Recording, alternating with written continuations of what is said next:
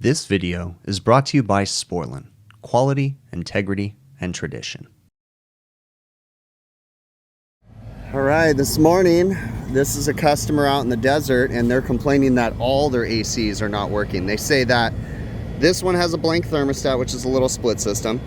Then they say that all the ACs around 2 or 3 in the afternoon, the entire building, kitchen, dining room, and bar all go 80 plus degrees.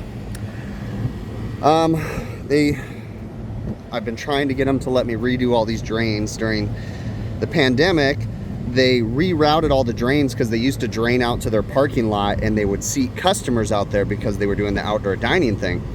And so they came up here and decided to reroute all these drains, and it was a nightmare because they're all going uphill. It's a pain in the butt, so that'll be another thing I bring up to them. But today, we need to get into this unit. They're all Lennox units. Let's see what this guy has going on. Freeze stat open. High pressure, low pressure, comp 3, high pressure. I mean, just problem after problem. It's probably all gonna be just full of sand and everything, because you see this sand right here. Let's look at the filters. Bet you anything they're plugged solid with sand. This restaurant gets a lot of sand, and you can tell because we've got sand dunes on the roof that have plants growing out of them. It's insane. So let's have a look at the condenser since we're over here. And then you look, ice machines blow right into the thing. Yeah, they look like they're a little dirty. Let's see, right here. Oh, did you see that? See all that sand? Oh yeah, look at that. Look at it. Filters are plugged solid with sand. Let me get all those pulled out. I'm gonna shut down the unit to pull the filters out because sand is gonna go flying everywhere. Let's real quick open this up. I'm curious if the indoor blower's running, so that's good. I mean, just everything you do, look at sand, sand, sand. It's all everywhere. All right, I'm gonna get the filters pulled out of every AC. I have another guy coming with filters because I suspected this was the problem. So he's on his way with all new filters. Well, check this out.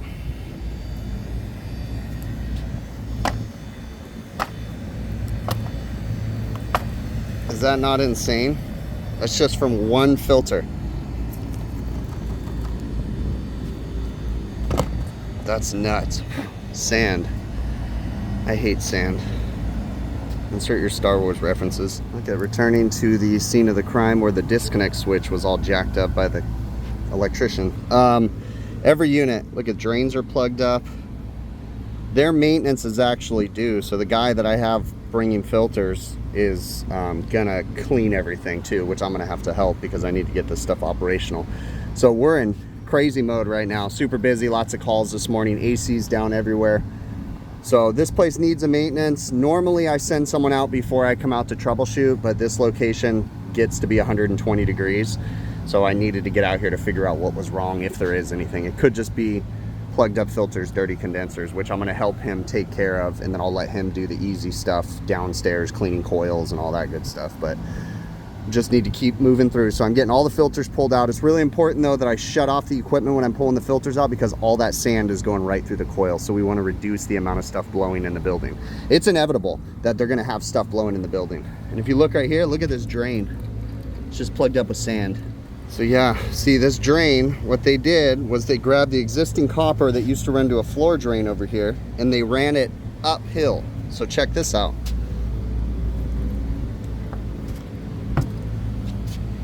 Well, that's not as impressive as I thought it was going to be.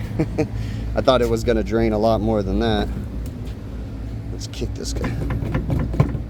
Yeah, it's just, there we go. Stuff stuck in the trap. Just pure mud coming out.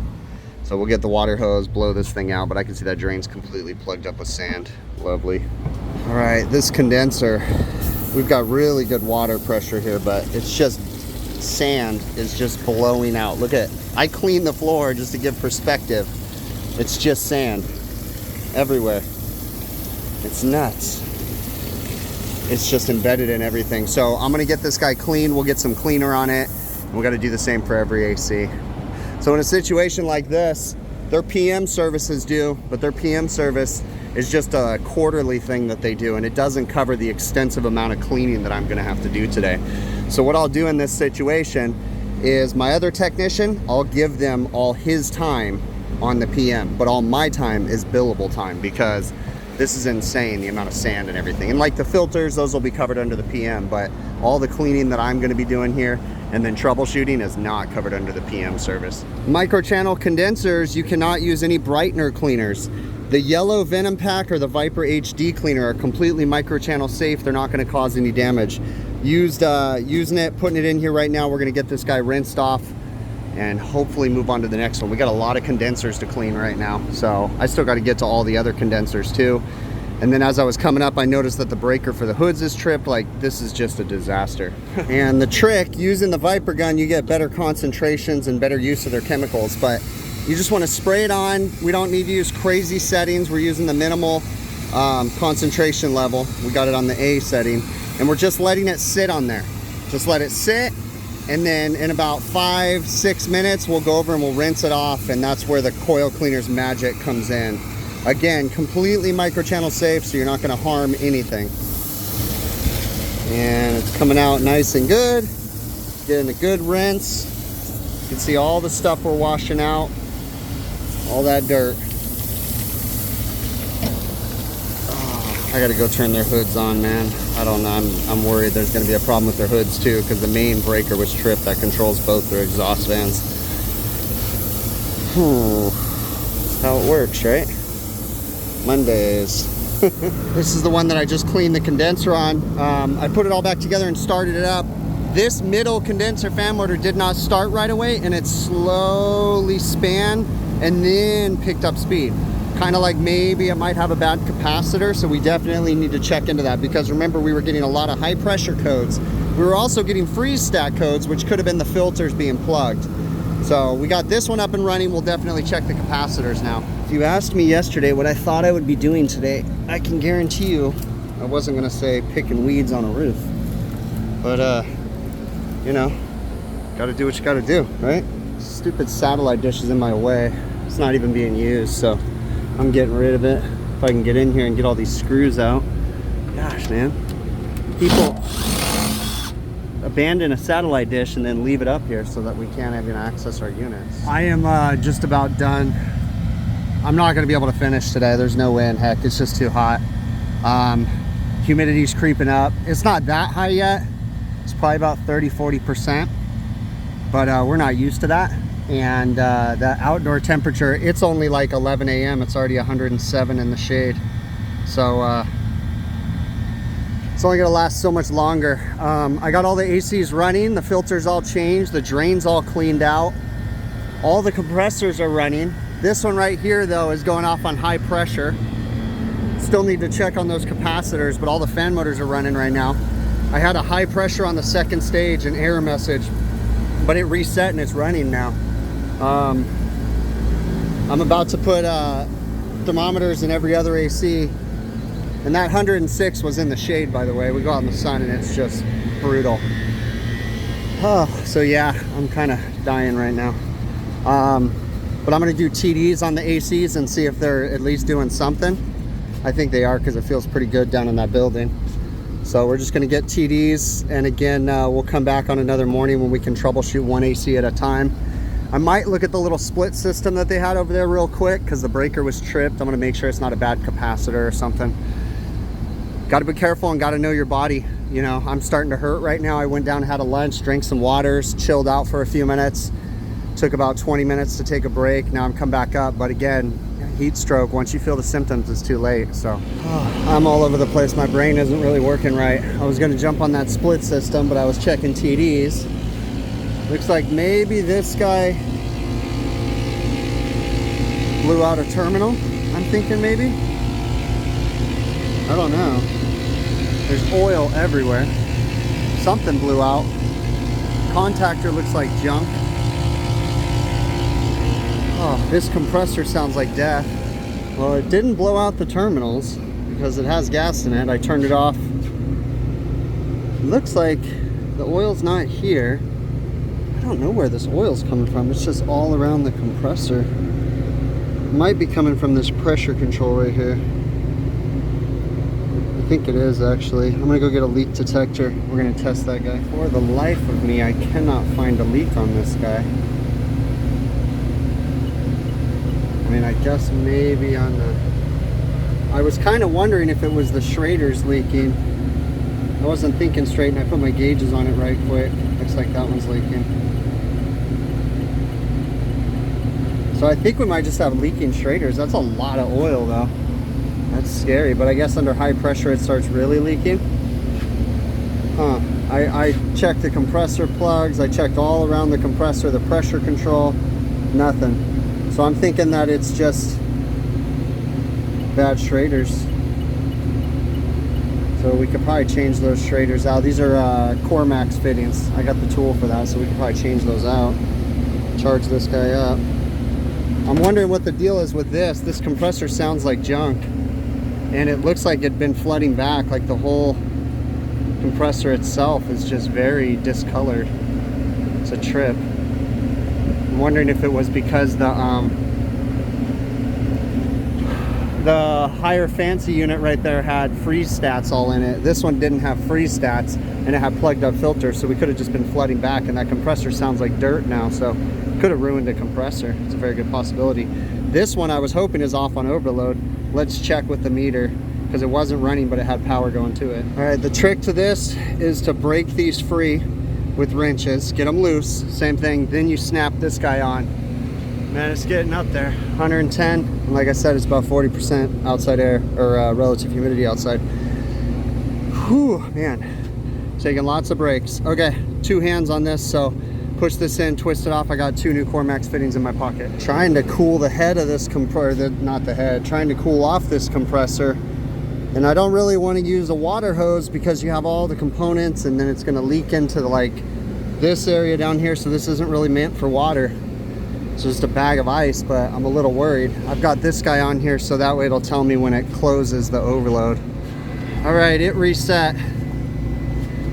We let it sit for about 5 minutes. After it reset, we're gonna check all phases. All 3 legs have reset. Yep.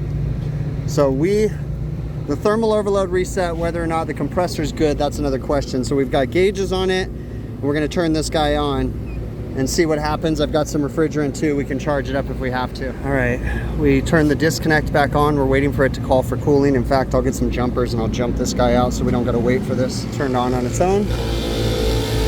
Let it go. That sounds like it's like going backwards or something. Something's not right. Hold on.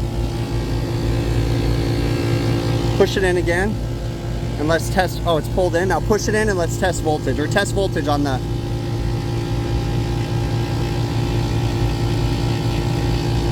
Hold on.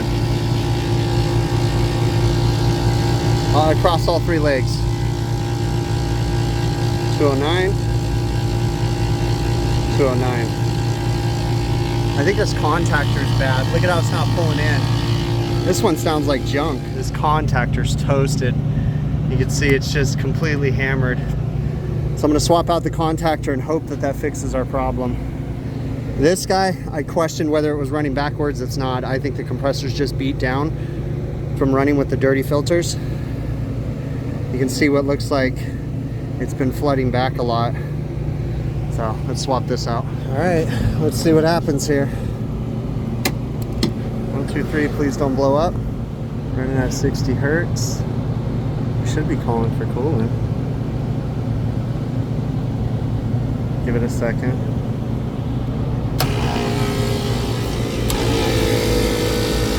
Oh yeah, this guy's dead. Compressor sounds like dirt. Let it run 58 amps. We're gonna blow the main right now. Yeah, this guy's dead. Bad compressor. Running at 58 amps. This one sounds like crap too, but this one's still running, so I think we can let it run. But we have 3-phase power going to it. We'll check it one more time just to make sure. But yeah, it's dead. All right, this guy is still running. It's on its last leg. This one won't run. I pulled the Molex plug. I'm waiting for the contactor to pull in so that way we can test voltage to make sure it was getting proper voltage, but I know it was because it's a brand new contactor. This one right here is running 21 amps. There it goes, it just pulled in. This one's running 21 amps. This one was running 60 amps. Let's check voltage real quick. 209, 210, 210. So we've got correct voltage. It just sounds like dirt. It's 108 outside in the shade, by the way. It's not 108 where I'm standing. Condenser fan motors are running. I'll make sure they're all running, but I'm pretty sure they are. We're gonna put this guy back together. They're only running with one compressor. Let's, for giggles, let's test the voltage on this. So 211.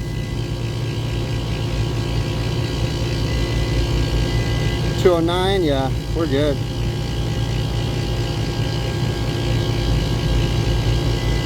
210. So we have 3-phase going to this one, but the compressor's just dead. It's probably because of those plugged up filters.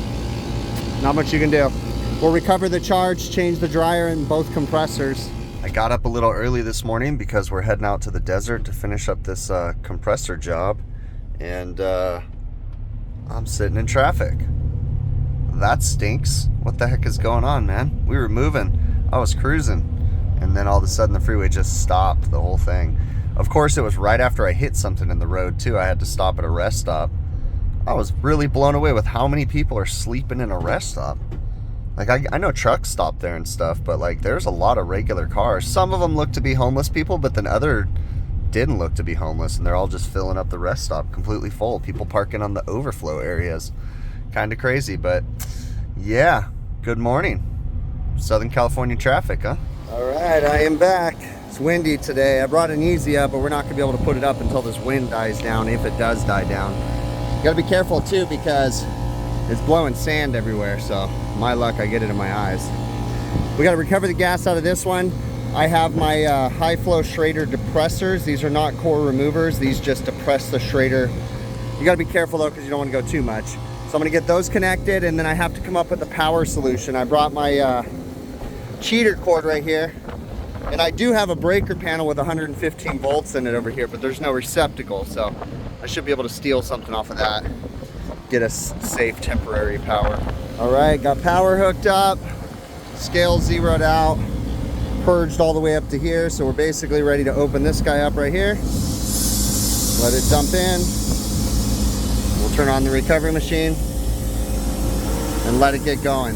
So I'm gonna start prepping. I have another tech coming to help me, because possibly we're gonna change them both today. I'm gonna start sanding and just getting everything I can to get ready. All right, got this one recovered. Got about 5 pounds and 4 ounces out of it. I'm gonna leave this one running as long as possible, because this is the one that's still operating. I'm gonna wait till my other technician gets here and we actually get the compressors up here. But since this one's down, that's why I'm doing this one. So keep in mind, I am gonna unsweat these compressor terminals, so I need to make sure that I have something on here in case pressure builds up in the system. So just, you know, you want to be careful about that. If you evacuate a system down to, you know, -10, there's still the potential that there's a little bit of vapor trapped in the oil and it'll boil out. So if you take your gauges off, you theoretically could build up a little bit of pressure, and that could lead to a flame out or someone getting hurt. So always want to be careful about that. I've lifted compressors. This is only a 7-ton, but I've lifted them before, but there's no point. I got to lift. So we're just going to lift it up to the roof edge, set it down, and then carry it over. Got both compressors up here. Pulling up some other stuff. Got the recovery machine going on the other one now. Hopefully get this recovered before it gets too hot, because it's starting to get warm. Tank pressure's at 440. So we still got a little room to go, but moving along.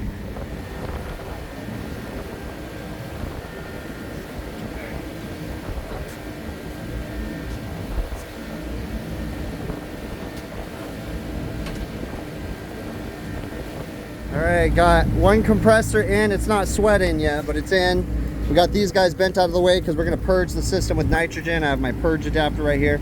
This is from JB Industries. I don't know the part number, but if you just look it up for Just Better Tools, you can get that. And then my buddy Chris Hughes just invented a new version of this that goes on the outside of the pipe. You can find it at True Tech Tools. It's distributed by Supco. It's a purge boot, I think is what he calls it. So definitely check it out. If you do it at TrueTech Tools, use my offer code BIGPICTURE. You'll get an 8% discount, and then I get a small commission from that. Not really anything I could film, but it was a bit tricky. So we're putting in ball valves right here. We use the Refrigeration Technologies heat blanket, because it just kept flaming up the insulation in the top. So we did that. We made sure there's no fire. Like I said, I have a second person here with me. So we got those two brazed, and then now we're just gonna kind of blast the system with nitrogen to make sure there's not just like a crap ton of trapped oil, and then we'll get the dryers finished up. Something weird about these dryers, it's like an old dryer that the supply house gave me, and it's like the copper coating's kind of messed up or something, but I was able to get it. It just took a minute to get it brazed in right, but we've been protecting it with the heat blocking compound the whole time, making sure we're not overheating things. So we just got to do this braze joint and this braze joint right here, and then that'll be for the second stage. All right, we got our dryers installed right there. We got ball valves so that way we can valve them off and replace the dryers if need be. We strapped them in with we actually used the same straps, just got longer screws. So those are in nice and good. Compressors are both brazed in. This one passed its pressure test. We're gonna put a vacuum pump on it. We're currently doing a pressure test on this one. It's getting really hot, so we're trying to get our butts out of here, because it's supposed to be like 111, I think, here today, 115, somewhere in there. So trying to get out of here. I'd say right now it's probably like 98. So all right, we're also changing the other contactor because I had changed this one the other day, so we're changing that. I'm doing the evacuation on the second stage. It's looking good so far. We had a couple ripples. Let's see if I can zoom. I don't know how the hell, there you go. How do you, I don't know how this thing works. Yeah, I don't know how to work this out, but it had a couple ripples up at the top. There you go. You can see like bloop, bloop, bloop, bloop. And what I did when I saw it like going up was I started shaking the compressor and just getting nitrogen out of the oil is what I think was happening. And I do think we have a little bit of trapped oil right in here that I probably should have blown out, but I noticed when I was recovering it was kind of frosting up right here. We tried to blow everything out to see if we had any majorly trapped oil. I'm hoping that the whole oil charge from the old compressor isn't in the unit. There's not really much we could do about it, but we're getting there. Liking it. We have a target of 500. We're almost there, so it's just moving along. I already got the compressor wired up. I had to cut the Molex plug off and wire it up. We're good on that.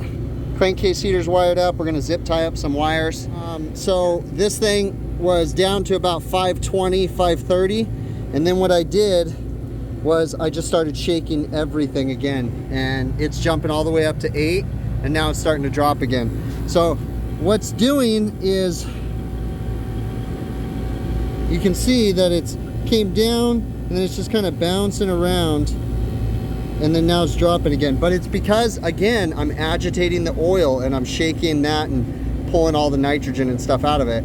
That would have shown up in the decay test, so you might as well do it now. Right. I went through the test, it went into decay and it says pass, so it uses their algorithm, okay? So if I hit quit, you can see slowly rising, but it's basically calculated that it's fine. So at this point, I'm going to turn off the vacuum pump and get hooked up to the other system. We're getting some lunch. I actually have my other technician that's here with me went to go get us some lunch, and I'll get this one running and then we'll start charging this one. I can't believe this. This unit does not have low pressure controls. I went through the evaporator section. It just has freeze stats. My gosh, that's such a budget unit. It has all this other crap. Why doesn't it have low pressure controls? It has high pressure controls and freeze stats. That's insane. Okay, so I'm doing the evacuation on this one. I went ahead and disconnected compressor contactor because no low pressure control, right? So that way I can turn the unit on and go ahead and charge up the second stage, at least get something going in their kitchen. We're running on this guy right now for the other stage, so we're looking good. I guess 1, 2, 3, please don't blow up, huh?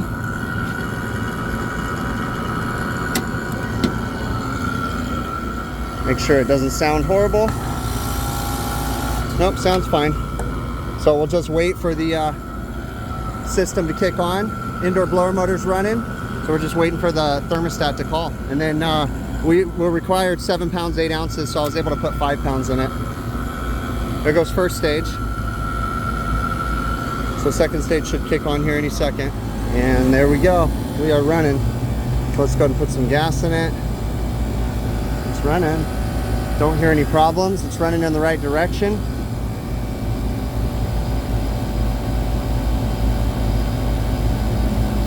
It's a high suction pressure though. Why? That's why. Because I didn't have this open. There we go, much better. Now it's got a low suction pressure because it needs gas. So we got to get up to 7 pounds, 8 ounces. We're at 5.3 right now. This guy's running good. I pulled my gauges off. I'm going to probe up in a few minutes. I'm still pulling the evacuation on the other one. We're at about 900 microns. I just put another micron gauge on there too because this one was acting kind of funny, but I think I have oil in this one. I need to clean it, but we're looking good. You can see we had like a little hiccup go here because I shook the compressor a bunch and stuff. So, but yeah, we're just dropping below our target, but we will really, I mean, we're just dropping below the 1,000 microns. We really want to see it down to 500. So, all right, well, I'm going to finish pulling that and then we'll get charging on it. And then we'll probe up with Measure Quick, but I don't suspect there's going to be any problems. My last clip cut off because my phone was overheating, but all right, my system is completely up and running. We're looking at both stages. I think I have a probe placement problem because both stages, my targets are a little bit higher than what we're actually running inside the unit. But I will say that I know this system has some ductwork problems and I'm sure it's going to be reflected. So first stage, superheat's still a little bit high. This thing just turned on. It's still nice and warm in there, okay? Subcooling's where I'd expect it to be. Outside air temp's about 108 degrees. Yeah, my return is 90 degrees right now. It's hot in that kitchen, so. Yeah, but I think that's mixing some outside air right there too because of where I had the probe. Check this out though. My temp split's 30 degrees. See, I told you I know I have some, I think what it's doing, I think it's pulling some attic air if I remember right. Let's scroll over here. Look, we have 0 latent load right now. It's just no humidity, barely any at all. Delivered capacity looks fine. Let's go to circuit 2. It's doing about the same thing. About 18 degrees. Compressor superheat coming back. We're looking okay. Yeah. All right. That's pretty much it. I'm dying up here right now. We need to get our stuff off this roof. I got more done than I wanted to get done today because I was only planning on doing one compressor. But since I had someone else come with me, we did them both. We knocked it out. Turned out good. We got ball valves in there in case the dryers ever go bad. We're secured. Everything's good. No leaks. So we're going to clean up all of our messes and get the heck out of here. Tell the customer I'd really like to come back and put low pressure controls on this guy. I'm not doing it today because I'm done on the roof today. And then I already told them last time they need to be calling us whenever they have sandstorms because I believe the sandstorm is what caused all this problem. No low pressure controls. They only have freeze stats. They just had no airflow, and we probably just ruined the compressors because we had liquid refrigerant coming back. These are fixed orifice metering devices. We'll see. I'd like to cut them open if I can, so we'll have to see how that goes. But that's going to be it for now. Everything's looking good. Compressors are all running good. Contactors. Yeah, that's it. And then the last time we were here too, we changed the filters on every AC, hosed off every condenser. Looks like they're already a little dusty. Yeah, everything else is good. So that's it. Like I said, we're going to clean up our messes and get the heck out of here. I just got done cutting this thing open. Now this is the one that was actually locked up. It would not run, okay? That's the one that was still running. You definitely know that these things had flood back. I pulled absolutely no oil out of this compressor. There was nothing. I tipped it over. There was a little bit of oil in the floating seal. There was no oil in the sump. So what does that mean? This thing did not blow out all the refrigerant. So that means the oil is still in the evaporator, more than likely all stuck in the evaporator. And we have a fixed orifice metering device. Because we have a fixed orifice metering device, it's gonna feed refrigerant based on the pressure in the system. We're gonna ruin the next compressor, the compressor we just installed, if the customer doesn't allow me to go back in. I don't even know how to get that oil out of the evaporator. This is the second circuit, like really? Their best bet is just change the evaporator coil. But they ain't gonna do it in that unit. I'll bring it up to the customer, but I bet you anything they're not gonna do a single thing about this, and they're gonna say, just let's see what happens. but that evaporator is logged with 1.7 liters of oil. It's not in here. That's nuts. All right, so when you're cutting these compressors, I've gotten pretty good at cutting them. What I'd suggest, very carefully, you've got to be careful about this. What I like to do, okay, here's the head, there's the check valve, muffler plate, floating seal. Looks pretty darn good, doesn't it? All right, so what I do is I cut, basically I can show you on this one right here. I cut, go with a piece of tape, wrap it around it, cut right above the weld and right below the weld. Then cut just to the side of this seam all the way down. And then on the other side, what you want to do is you want to look inside the compressor and you can see the motor down in there. You just cut right alongside the motor without damaging it too much if you want to be pretty about it. Try to cut the bottom flat right there, and then you have a stand for the compressor. So if you want to present it, use it for demonstrations or anything like that. Just got to be very careful. The first 1, 2, 3 of these you cut up, you're going to butcher, okay? Then you'll start getting good at them. I went through 1, 2, 3, 4, 5, 6, 7 grinder discs. Luckily, I have a 9 amp battery, so that was fully charged. I didn't even have to change the battery. So let's get this pulled apart and see what it looks like on the inside. Well, let's go through this. So when we pull off the top compressor, we've got a check valve. Doesn't look too crazy in there. Okay. Then we got the muffler plate. All right. Nothing too crazy, right? I mean, doesn't look too bad. All right. Then we got the floating seal. I mean, it looks pretty darn good. This is a 410A compressor, remember? No big issues there. No weird grooves right here. Seems like everything's been good. Okay, looking good so far. A little bit of oil right up in here. Nothing too bad. Top of the scroll plate. Okay, we got some scroll galling going on in there. Some pretty deep galling. Looks like metallic flakes. Let's get up into this guy. Oh yeah, look at that. That one's not looking good at all. Let's look at the bottom of this guy. Oh, that's an indicator right there. Look at that. There's a tiny crack running straight down the inside of that inner race right there. Look at that surface in there.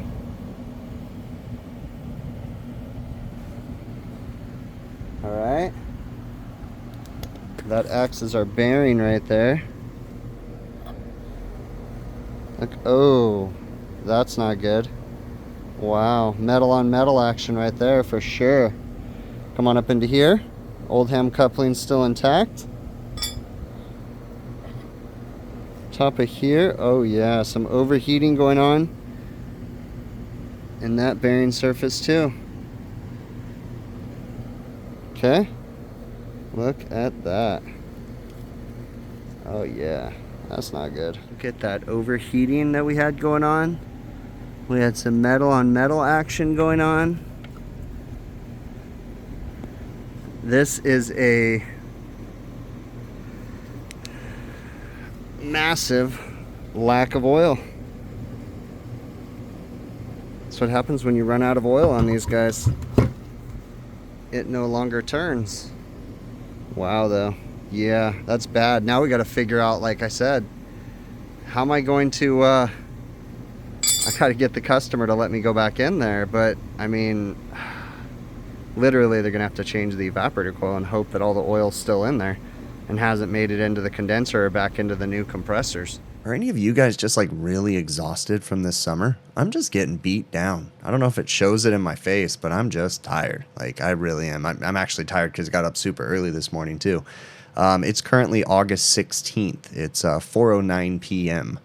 And my day started, I mean, for me, really early. My day started about 4:45. Actually, I got up at 4 o'clock, but I left the house about 5 something and went and did some stuff. But regardless, knowing my locations before I service them, I have a very good familiarity with all the locations that I service. And when this customer called and said they had 3 ACs, actually 4 ACs not working, I kind of already had an idea. I figured they probably had a sandstorm And so I had set up for another technician to come out about an hour and a half after I got there, and he was going to bring filters. Now, I specifically scheduled him a little bit later than me because I wanted to get out there and make sure there was nothing crazy going on. The location is out in the Southern California low desert, about hour and a half, 2 hours away from my shop. And they have supply houses out there, but sometimes they don't have everything we need. So I had him kind of hold off, come out a little bit later, just in case I was to call him and say, I need this and I need that. You know, he could pick it up instead of having to drive all the way back to town. So it worked out that he brought out the filters, and then I had him actually do the preventative maintenance while he was there, at least part of it. And we cleaned everything off. I hosed everything off, and then just did like a triage rundown on everything. You know, for the most part, the biggest issues were just dirty condensers, loose belts, and plugged up filters. So we took care of that, but then we obviously found the 2 bad compressors on their kitchen AC. So I did everything I could to get them operational, but at the same time, you know, I had to put a limit. Like, I wasn't going to change a compressor that day. There was no way. I was already beat down just from cleaning that equipment. Also had a pretty good discussion with the customer, just telling him, like, look, everything that I did today could have been prevented, or in this video could have been prevented. These 2 compressors that were ridiculously expensive. It was insane how much they cost for this entire job. But it basically could have been prevented had they called me right after the sandstorm. Okay, if they'd called me right after the sandstorm and said, "Oh my gosh, we had a big sandstorm," they know that. Okay, they know that we always have to come out and change filters and stuff. So logic would tell you that they should have called me, but I did have a discussion and just told them, guys, you guys spent an astronomical amount of money having me change compressors when we could have prevented this had you just called me. So next time when you guys have a sandstorm, you need to call me ahead of time, even ahead of time. Yeah, call me and let me know, hey, we're about to have a sandstorm this week. Get it on my radar so that way we can be ready to come out after the sandstorm. You know, let's get proactive on this, and let's try to take care of these issues. They can't predict that the sandstorms are coming, but they typically have an idea when the high winds are going to pick up. But anyways, you know, so let's hope that they learn from this mistake, because had they called me, I think they ran for a good 2 weeks after the sandstorm, and that's inevitably what killed the compressors. Now, as far as the oil, where's it at? I mean, you guys saw that there was a ridiculous amount of oil inside the unit, but I pulled out a little over 5 pounds out of that unit. So it's not like it leaked out its entire charge. I think the total charge was 6 pounds, maybe. I said it in the video, 6 or 7 pounds. So it wasn't really that far off. I think I know the only refrigerant leaks were on those Cormax fittings. So I think some of that oil was the oil that was in the compressor, but that was not 1.77 liters inside that unit. I still think that there's oil trapped inside the system. So I brought it up to the customer's attention. I said, hey, you really need to put in a service call. Let me come back out and let me try to, you know, evaluate the system and see if we can figure out where this oil is. I don't think there's a whole lot I can do. I realistically think their best bet is just to change the entire evaporator coil, have me come in and do that. But, you know, I mean, I can't force them. I can't force them to do that. And like I said, I don't think they're going to do it. I think they're just going to see what happens and just wait. The issue is that if it's not me that comes back out here, the next guy that comes in to change a compressor, you know, is going to find out the hard way too after the fact when he pours it out. Like, you know, if someone doesn't know ahead of time, like if we had another compressor go bad in this, I would absolutely tell him you have to change the evaporator coil. Evaporator and compressor, you know, there's no way. I haven't cut open the first compressor, the one that was still running. I'm sure that one's very low on oil too. I don't think that one was completely out of oil because it was running, but the noise that we heard is probably metal on metal action because it doesn't have enough oil in it. And I'm completely blown away. I never realized that these units did not have low pressure controls either. Had they had low pressure controls, there's a very good possibility that this unit would have shut itself down. But now that I say that, I'm thinking in my head, there's no safeties on this that prevent the system from short cycling. Okay, so this exact system has a freeze stat and it has a high pressure control. If it goes off on either one of those, there's no lockout device because this is like a budget model unit. It literally just goes off on low pressure until the pressure's equalized, then it turns back on, and then goes off and then it turns back on. So, I mean, that's not really that good either. If I was to put in a low pressure control, it would be really smart to put some sort of a time delay in there, or even a holding relay or something where, you know, a compressor lockout device or something You know, even like those ones that they have on carriers, the compressor lockout boards, where if it doesn't sense a change in current or if any one of the pressure switches open, it just locks itself out. That's what they need on this. And this is what happens when they buy budget model units. I did not sell these to the customer. That big fancy one in the middle, I actually sold them that one many, many, many years ago. But they bought their own of the other ones, and they bought the budget model units. And this is what they get. You know, it is what it is. So I can only do my best. I am not a perfect technician. And of course, when you're battling the elements like I was, it was just so ridiculously hot. My brain wasn't working right. I had to take so many breaks. I mean, what realistically should have taken me, I don't know, 3-4 hours to come out there, clean the condensers, change all the filters, check the belts, and just triage the units, took me like 9 hours that day, that first day. It was like 9 hours I was on the roof. Because when you hit in that heat, and you technicians from the Arizona area, you know, the desert area of Texas, you know, you guys know what it's like to work in this ridiculously hot temperatures. And don't give me any of that, but it's a dry heat thing, okay? When it's 110 degrees, 30 to 40% humidity throws that heat index so ridiculously high, it's just unbearable. I understand that if you're hitting like 80, 90% humidity, it's going to be even more miserable. But anything over 100 degrees is not safe for us technicians to be working in without taking proper breaks and proper precautions. We need to remember that this is a job, okay? You know, now I own my own company, right? And you know, but still I worry about my own guys out in the field too. It's not worth your life to be out there just trying to fix something because you just feel like you want to be the hero to say, you know, make everybody cool off. Like, you got to know your body and you got to take breaks. So what should have taken me 3 to 4 hours took me, you know, 8 to 9 hours or something. It is what it is. And the customer gets charged for that, period. Because when you're working in extreme conditions, they just have to understand that everything slows down. You know, you got to take a lot of breaks and you got to make sure you stay cool. It is what it is. Always try to take care of yourself, okay? So I'll bring it to the customer's attention, you know, and see what they have to say. But other than that, there's nothing else to do. I got another cool conversation piece compressor right there. It's getting ridiculous how many compressors. I've probably got 3 or 4 cut up ones in my garage. I've thrown away a crap ton. But I've been getting better at cutting them up to where they actually can sit on a stand and they look kind of cool. So I don't know what I'm going to do. I'm going to have to find a place to put all these things, but you know, it'd be really nice to be able to use these in the future. I'd like to spend some time and like polish up the edges so that way they're not sharp burrs and different things like that. But it's fun. The more of these things you cut up, the more you really understand about the system. This one, I was blown away with how good a shape those compressors were in, other than the fact that it just ran out of oil. Now, that oil damage was new. That didn't just like, you know, that didn't happen over time. That you could tell just instantly happened because the compressor didn't have signs of overheating in the head and the muffler plate. Like, everything looked good. The floating seal was super clean. It had been a clean, tight, and dry system for many, many years, up until they plugged up the filters and we had a flood of liquid refrigerant come. And so what probably happened in here is that the liquid refrigerant made its way back because it's a fixed orifice metering device. It doesn't discriminate. It doesn't throttle down the liquid or anything. It just constantly feeds a set amount of liquid based off of the liquid pressure, right? So it's just constantly feeding liquid to this thing.